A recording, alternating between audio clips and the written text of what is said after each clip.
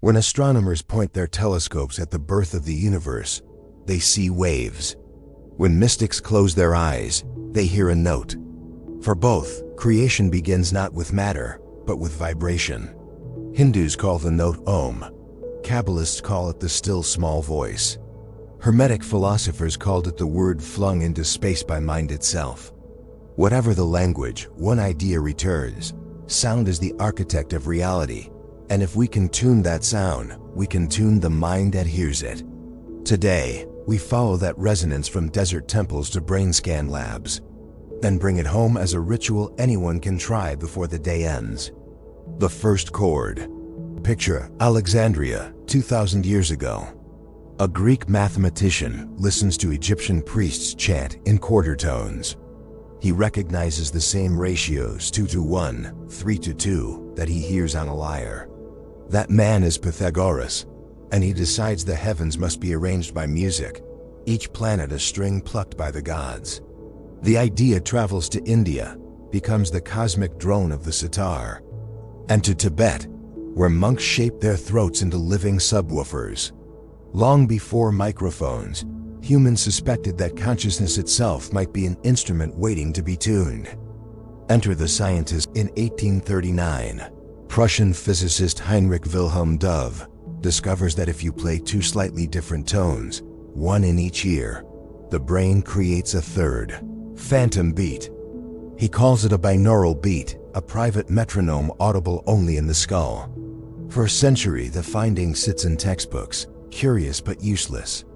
Then, in 1973, Gerald Oster publishes in Scientific American, "Binaural beats," he writes, "can entrain cortical rhythms. Modern EEG labs confirm him." At 40 Hz, the so-called gamma band, the cortex lights up in synchrony. A pattern linked to alert focus and, in rare meditators, non-dual awareness.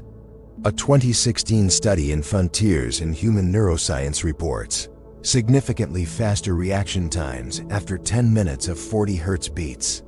In 2020, a meta-analysis of 22 papers finds theta range beats, around 6 Hz, reduce self-reported anxiety by 16%. Hardly a miracle, but solid enough to clear the first hurdle of skepticism. Frequencies that whisper. Then comes 528 Hz, the so-called DNA repair tone. YouTubers hype it with fractal visuals and chakra clickbait. The data? Mixed. In rats, 528 Hz lowers cortisol and raises dopamine. In humans, the evidence is young, scattered, intriguing, but inconclusive.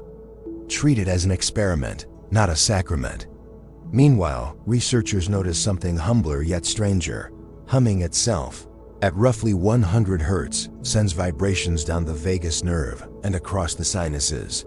Swedish pulmonologists show that 60 seconds of humming raises nasal nitric oxide 7-fold, a natural antiviral and vasodilator.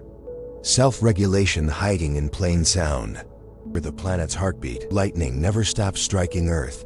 Each flash rings the cavity between ground and ionosphere, producing a resonance at 7.83 Hz, the Schumann frequency. In 2016, scientists camping far from electronics recorded human alpha waves drifting toward 8 Hz. Correlation is not causation, but the hint is tantalizing. Brains may sync, however loosely, to the pulse of the planet. The practice theory is wind unless it turns a turbine. So here are 3 protocols you can test tonight. First, the gamma focus. Put on stereo headphones, cue a 40 Hz binaural track. Breathe normally for 10 minutes, then begin any task that demands crystal attention: reading, coding, composing. Expect sharper lines, not fireworks. Second, the theta reset. Choose 6 Hz beats or strike a Tibetan bowl tuned to 96 Hz, which produces a 6 Hz oscillation in its beat frequencies. Breathe 6 times per minute, 5 seconds in, 5 seconds out.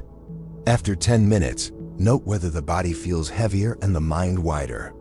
Third, the vagal hum. Sit upright, inhale gently, and hum a comfortable pitch for the entire exhale. Feel the chest vibrate. Feel the skull tickle. Repeat 5 rounds.